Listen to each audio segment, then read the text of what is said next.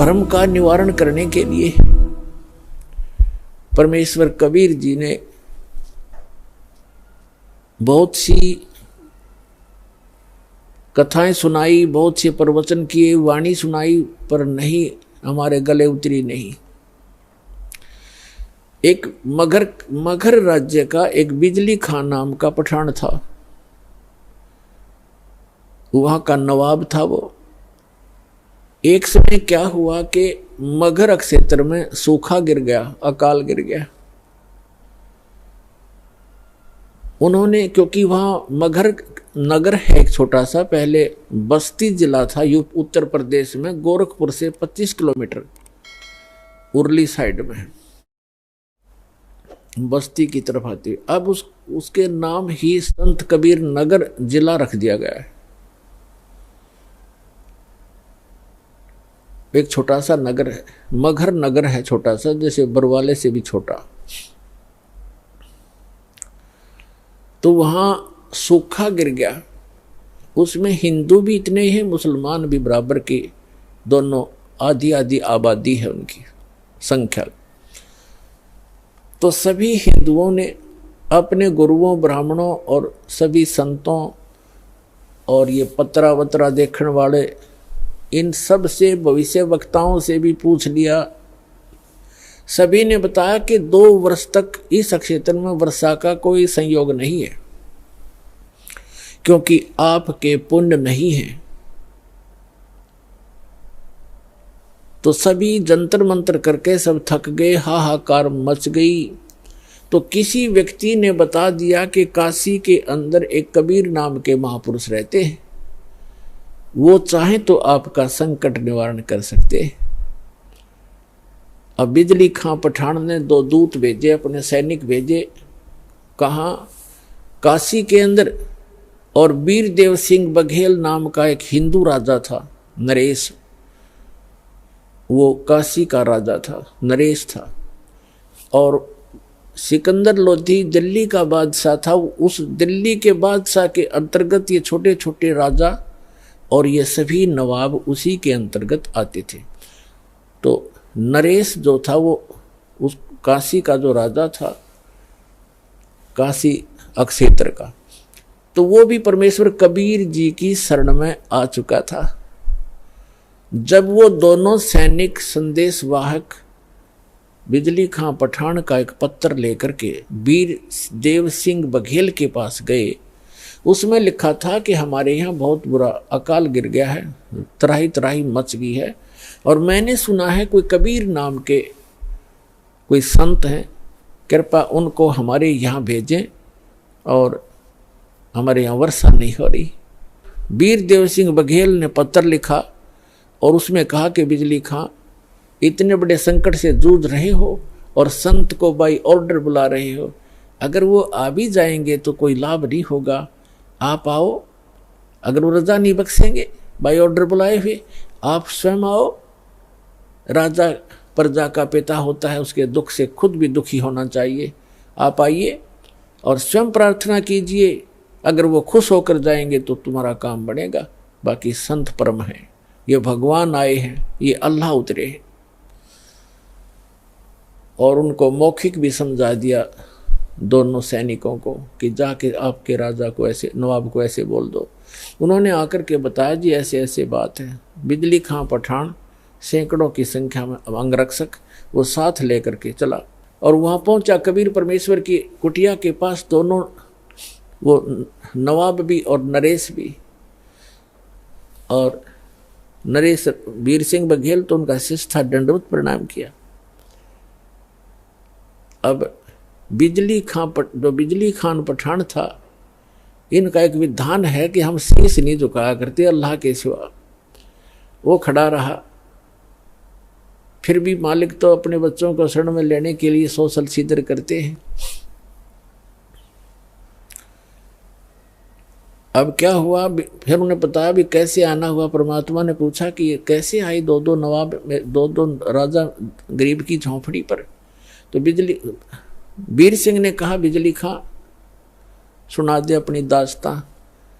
तो बिजली खां पठान ने कहा भगवान बहुत त्राही त्राही हो रही है महाराज, सूखा पड़ गया है, आप रजा बख्शो।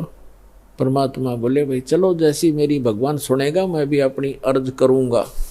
अगर ऐसा कोई दुख है तो मैं अवश्य चलूँगा और अर्ज करूँगा, भगवान ने सुन ली तो। अब परमात्मा को घोड़े पर बैठा करके लाया गया। आगे क्या देखा कि गोरखपुर जो है, वहाँ एक टीला है गोरखनाथ जी का।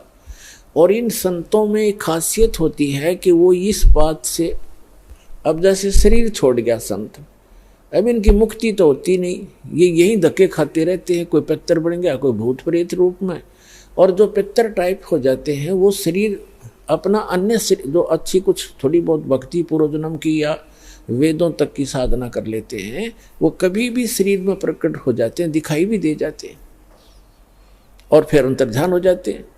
तो गोरखनाथ ने सोचा अकाल तो ये गिरना ही गिरना है। यदि कोई संत आया और यहाँ आकर के उसने कोई जंतर मंत्र करके कोई थोड़ा बहुत छड़का छड़का करवा दिया तो तेरी महिमा कम हो जाएगी। अब गोरखनाथ एक तालाब, एक सूखी तलैया थी, छोटी सी जोड़ी खेतों में होती है, थोड़ा सा पानी आ जाए, वर्षा हो जाए तो उसमें 5-4 महीने का जल उसमें भर जाता है, थोड़ा ही होता है वो क्षेत्र, छोटी तलैया उस सूखी पड़ी थी। उसके किनारे वृक्ष के नीचे अपना वो त्रिशूल गाड़ के बैठा, ऐसे आसन पदम लगा के। परमात्मा ने गोरखनाथ को देखा, अरे साधु महात्मा आए हैं, बिजली खां रोको, घोड़े को रोको। रोका, कबीर साहब नीचे उतरे, प्रणाम किया, प्रणाम नाथ जी। नाथ जी बोले प्रणाम। तो कबीर परमात्मा ने कहा कि बिजली खां, अरे आपके नगर में देखो कितने महापुरुष बैठे हैं, ये जो चाहे सो कर सकते हैं, अर्थ करो इनसे। बिजली खां पठान ने कहा महाराज जी ऐसे ऐसे बहुत बुरा हाल हो गया, तराई तराई मच गई है और कुछ दया करो, जल की व्यवस्था करो, वर्षा करवाओ।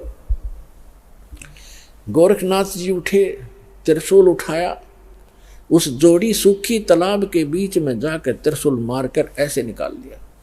उसमें से एक फुहारा निकला पानी का, और देखते ही देखते वह तलैया पानी की भर गई, वह जोड़ी। और परमात्मा कबीर साहब ने कहा देखो भाई देखो कमाल हो गया, अरे देखो ये तो खुद भगवान उतरे हैं और आपका देखो कैसे इन्होंने पानी पानी कर दिया, वो बन गया काम आपका देखो। अब बिजली खां पठान ने कहा महाराज जी ये तो शाम तक का भी पानी नहीं, हमारे पशु भी नहीं छिक सकते, तो अर्ज करो महाराज जी, जब इतना कर सकते हैं नाथ जी तो और भी कर देंगे कृपा।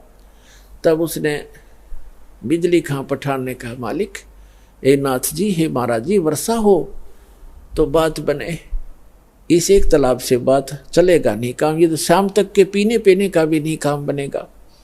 तब नाथ जी कहते हैं कि इस क्षेत्र में 2 वर्ष तक वर्षा होने के कोई योग नहीं है, ये तो मैंने अपने कोटे से तुम्हें ये जल दिया है, इससे आगे मेरे बस की बात नहीं है, और कोई और हो तो खोज लो उसको। अब बिजली खां पठान ने कहा परमात्मा कबीर साहब से कि महाराज जी, ये संत जी आप दया करो, इससे तो बात बनेगी नहीं। तो जहां गोरखनाथ बैठे थे उससे 100-200 फुट पर, उधर जंगल वन बहुत होते थे, उसमें वृक्ष बहुत होते, 100-200 फुट की दूरी पर एक वृक्ष के नीचे परमात्मा बोले भाई मैं यहाँ बैठता हूँ और परमात्मा में धुन लगाता हूँ और अर्ज करता हूँ भगवान से, और आप अपने घर जाओ, मेरी अर्ज सुनेंगे तो वर्षा हो ही जाएगी। अब वीर सिंह वो बिजली खां पठान और सभी जो भी उनके साथ थे अपने नगर की तरफ चल पड़े। मगहर से 1.5 किलोमीटर की दूरी पर वो स्थान है, ये दास उसको देख कर आया है। बहुत से बच्चों के साथ हमारे भक्त भी गए थे, तो वहां बैठ गए। कबीर साहब ऐसे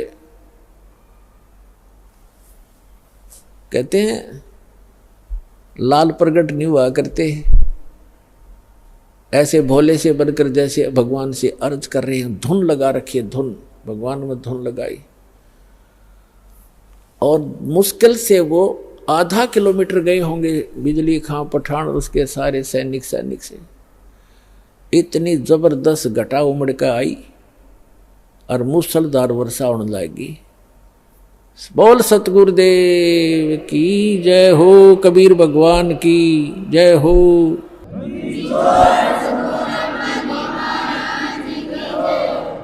कर दिया सब एक कम एक, सारे तालाब भर दिए, ठाठम ठाठ कर दिए। अब बिजली खां पठान सारा नगर उठ के आ गया। अरे गोरखनाथ तब आ गया जब कि यो तो तेरी बेइज्जती और करड़ी होगी, कहीं नो ना पता लग जा मैं गोरखनाथ हूं। अब वापस आगे सारे उमड़ के आध घंटा वर्षा हुई नो, जबरदस्त एक कम एक कर दिया, भर दिए सब तालाब तलैया, बड़े बड़े तालाब भी भर दिए।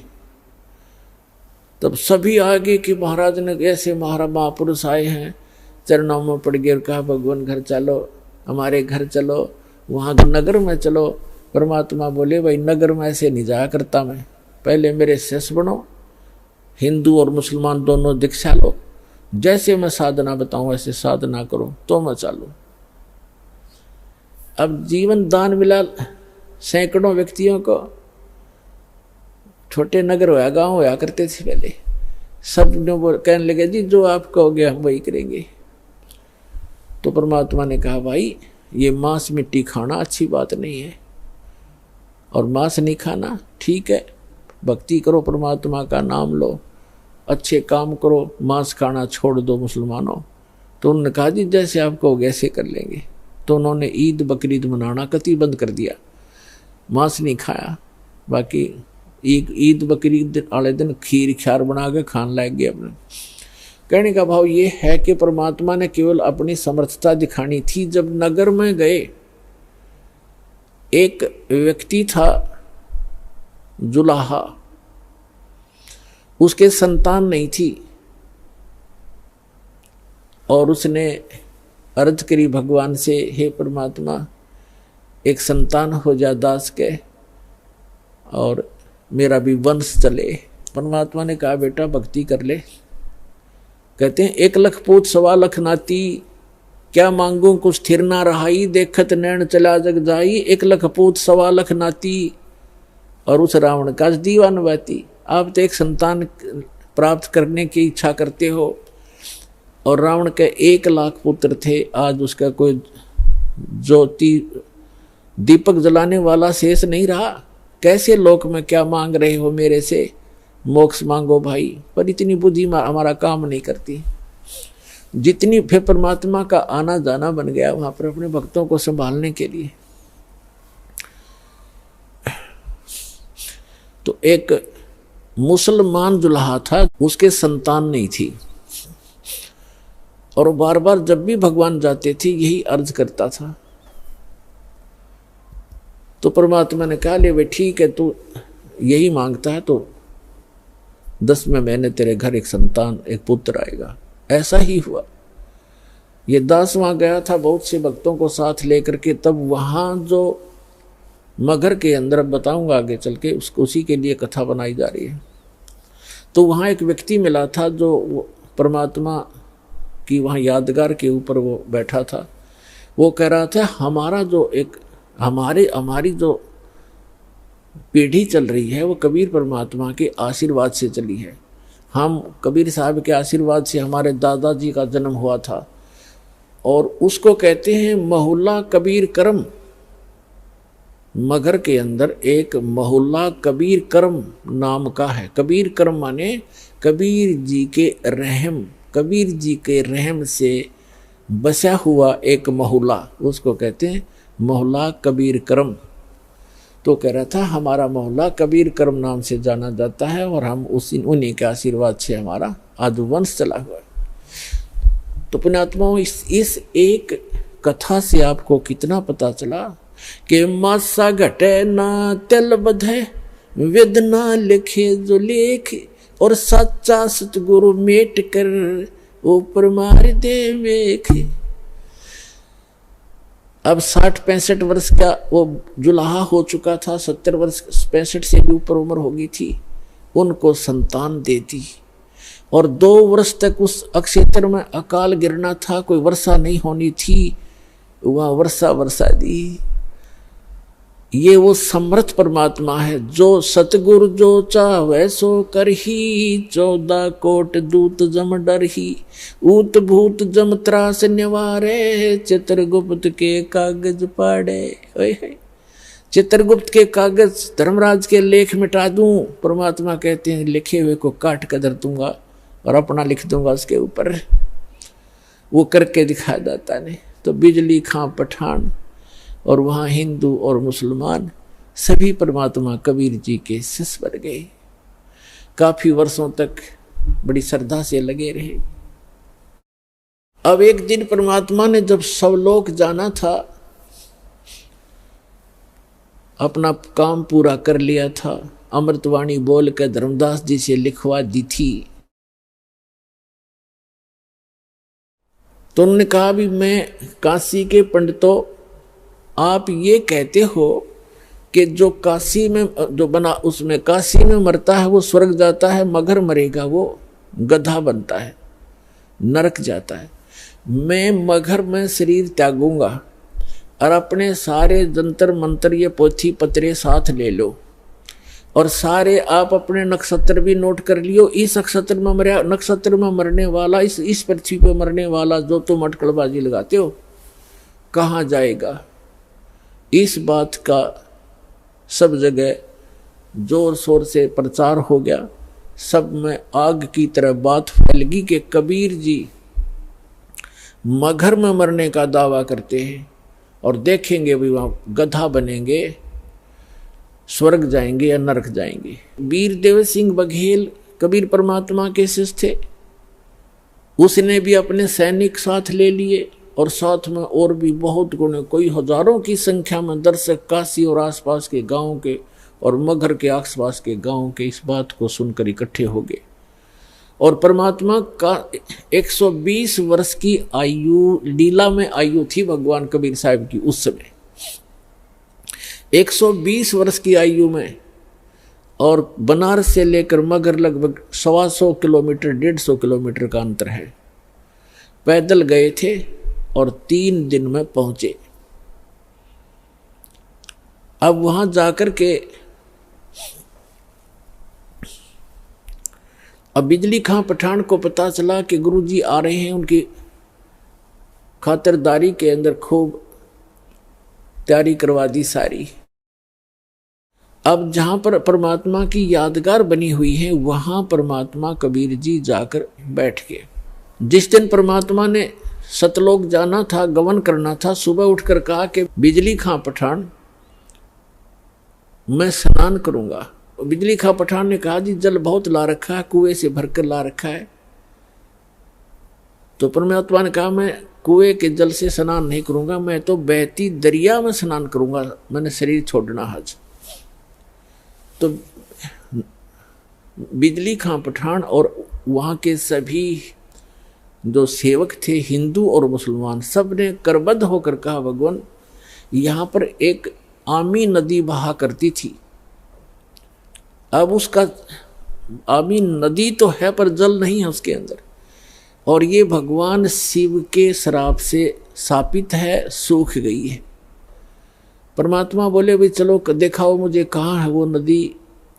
जहाँ परमात्मा ने वो लीला की थी, सतलोक गमन की, सतलोक जाने की, उससे 400-500 फुट की दूरी पर वो दरिया थी कि आओ महाराज दिखाते हैं। तो परमात्मा वहां पहुंच गए। उस दरिया के किनारे खड़ा होकर के परमात्मा ने कहा, परमात्मा ने ऐसे इशारा कर दिया जैसे चौराहे पर खड़ा हुआ ट्रैफिक का सिपाही कर देता है और सभी गाड़ियां खकौट से भाग लेती हैं। ऐसे ही परमात्मा ने जिधर से नदी का अपस्ट्रीम था उधर से ऐसे कर दिया खड़ा होकर। क्या देखा कि बहुत सी दूरी पर ऐसी आवाज आई जैसे बम फटता है, और कम से कम 4-5 किलोमीटर की दूरी पर उस दरिया के अंदर से ऐसा फुहारा उठा और वो दरिया भरकर चल पड़ी, फुल किनारे पर तबर गई। बोलो सतगुरुदेव की जय हो।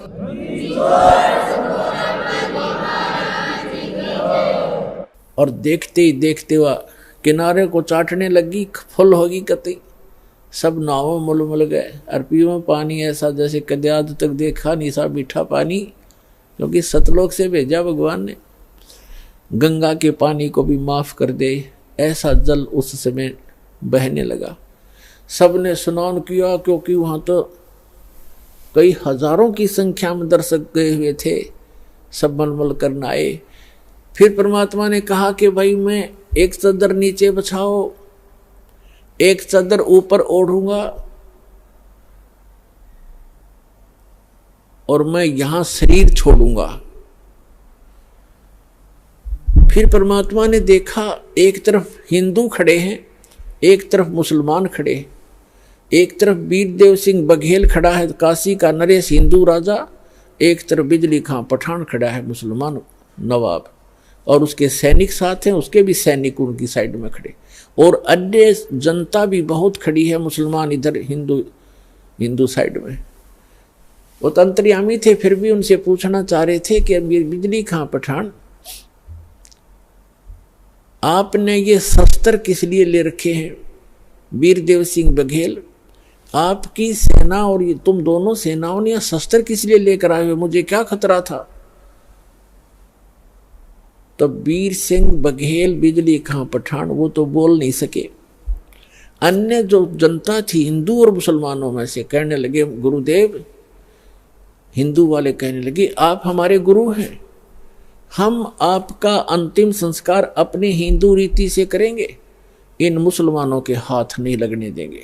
मुसलमान कहने लगे, आप हमारे पीर हो और हम आपका अंतिम संस्कार अपने अनुसार से करेंगे, अपनी रीति से करेंगे, इन काफिर हिंदुओं के हाथ नहीं लगने देंगे। परमात्मा बोले, रे भले आदमियों, 50 वर्ष तक मैंने तुम्हें क्या शिक्षा दी? हिंदू और मुसलमान तुम आज भी दो बने बैठे हो, तुम्हारी बुद्धि पर पत्थर गिर गए हैं। और पुण्यात्माओं, दास जो शब्द बतावेगा, जो भी ज्ञान कहेगा, 100% समझ लेना, बिल्कुल 100% सच समझ लेना। उस समय एक विशेष रूमर थी कि एक ऐसा भयंकर समय आने वाला है कि आपस में ग्रह युद्ध होगा, जनता एक दूसरे को काटेगी, कारण का पता नहीं। ऐसा वो भविष्य वक्ता बताया करते थे। ऐसी अनहोनी होगी, ऐसा जुल्म होगा और कत्लेआम होने की ऐसे लक्षण उनके पत्रों में, उनकी जो भविष्य की किताबों में वर्णन था। और काल तो ये चाहता ही है कि नाश हो जाए, इनका बुरा हाल हो, और मरते समय ऐसे संत के ऐसे हो जाए तो लोग इन्हों कहेंगे ऐसा कलम हुआ था, कोड नाश करा गया, क्या एक संत था वो। तब परमात्मा ने कहा, भाई बात सुन लो बच्चों, तुमने मेरी सीख पर, मेरी शिक्षा पर अमल नहीं करा, अब तो अपने लालच वश मेरे शिष्य बने रहे, पर मेरी बात सुन लो, मेरा काला मुंह मत करो, मेरी एक अंतिम पुकार सुन लो तुम। मेरा शरीर इस, वैसे तो चदरों के बीच में शरीर नहीं मिलेगा, कोई अन्य वस्तु मिलेगी, उसको आधी आधी बांट लेना, एक चदर हिंदू ले लेना, एक मुसलमान ले लेना, और शरीर मेरा मिले तो आधा आधा काट लेना, ये मेरा आदेश समझ लेना। पर बेटा तुम लड़ियो मत, कुछ भी कर लेना इस मिट्टी को, चाहे तो हिंदू रीति कर लो और चाहे मुसलमान रीति से कर लो, तो मिट्टी हो चुकी है, जीव जा चुका होता है। तुम कुछ आंखें खोलो तो तब तो वो शांत हो गए। कोई बात ना, एक बार शरीर छोड़ने दो, फिर देखेंगे। उनका इरादा वो यही था कि छिन्नम चपटा करेंगे, लट्ठम लट्ठा करेंगे, छीनेंगे, पूरा सब लेंगे, आधा आधा थोड़ा काटा जाता गुरु जी को, वो तो अंतर्यामी थे, जान गए। तो नीचे एक चादर बिछाई, भक्तों ने श्रद्धा से नीचे 2-2 इंच फूल बिछा दिए, सुगंधित फूल 2-2 इंच, गुरु जी लेटेंगे, और ऊपर से दाता ने एक चादर ओढ़ ली। 2 मिनट के बाद परमात्मा ने आकाशवाणी ऊपर से कहा कि ए पंडितों, ए भविष्य वक्ताओं, अब अपना जंतर मंत्र लगाओ, मैं कहाँ जा रहा हूँ। और कहा परमात्मा ने कि उठा दो पर्दा, इसमें नहीं मिलेगा मुर्दा, क्योंकि हम अविनाशी हैं। जब ऊपर उन्होंने देखा कि भगवान तो वो जा रहे हैं, वो जा रहे हैं, और चद्दर उठाई तो सब के आकार के सुगंधित फूल मिले, परमात्मा का शरीर नहीं मिला, वो तो सह शरीर सतलोक चले। बोलो सतगुरुदेव की जय हो।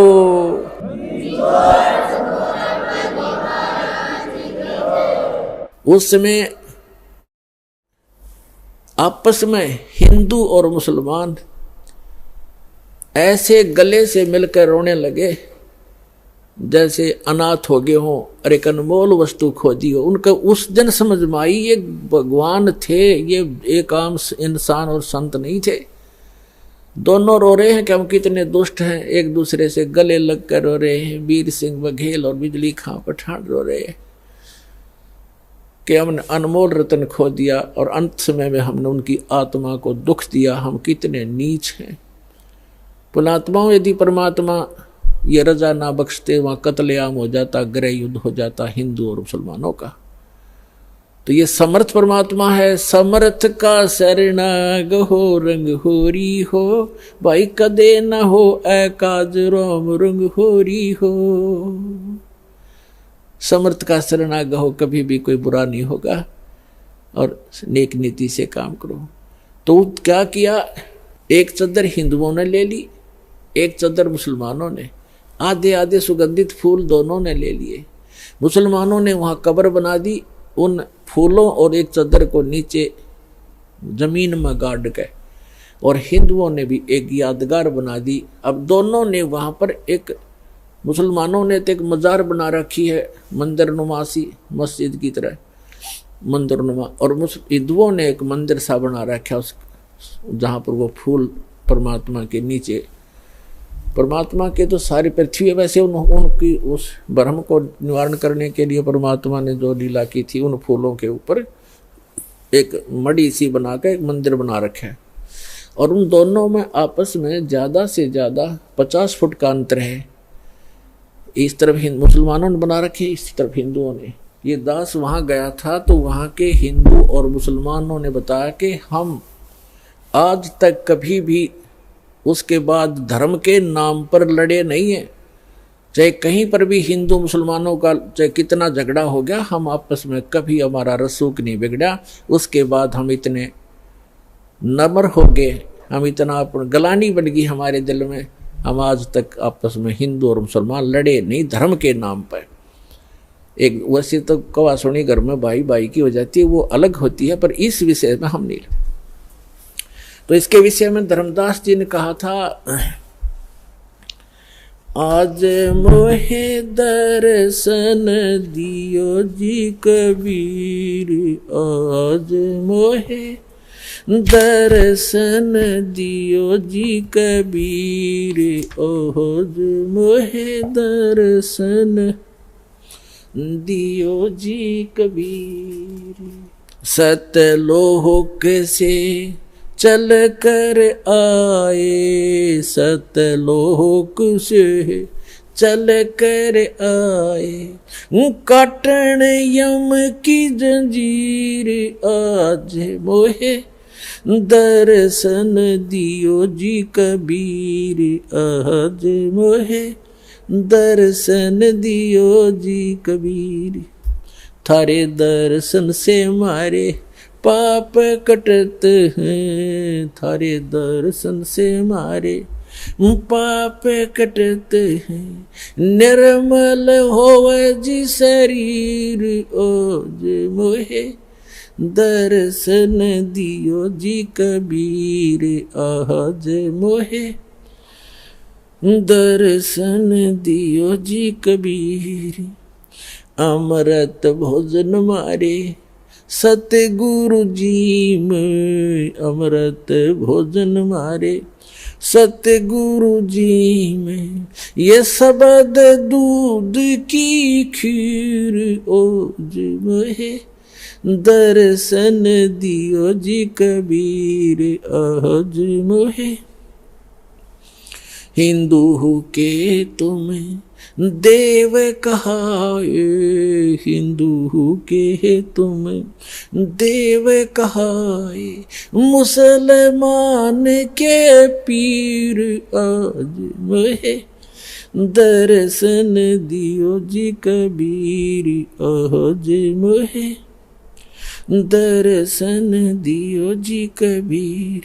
दोनों दीन का झगड़ा छिड़ गया, दोनों दीन का झगड़ा छिड़ गया, टोहा न पाया शरीर आज मोहे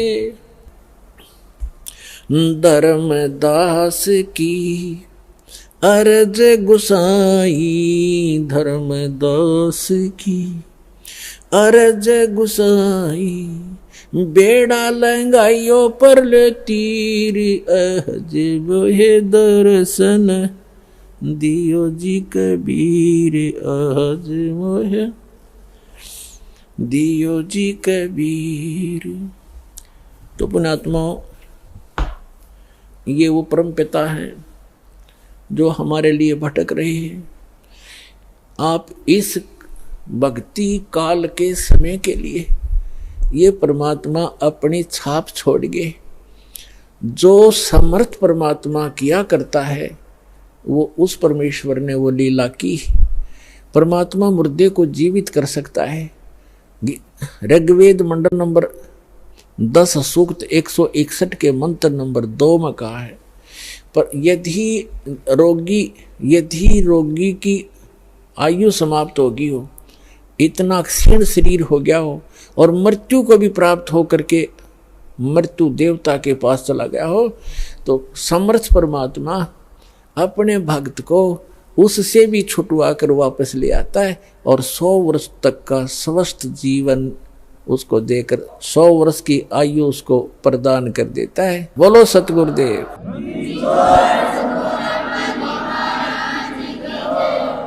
और वो पूर्ण परमात्मा है। तो पुण्यात्माओं, ये समर्थ परमात्मा कबीर जी हैं। और दास फिर कहता है कि धन है आपके माता पिता जिनसे जन्म हुआ, आपकी कीमत का आपको पता नहीं, आपकी किस्मत का आपको पता नहीं, दास को पता है, क्योंकि लाल की कीमत, लाल की परख जौहरी किया करता है। जो जितना भी देरी से यहाँ आएगा, जो इंसान, जो प्राणी, उसको केवल पश्चाताप ही हाथ लगेगा।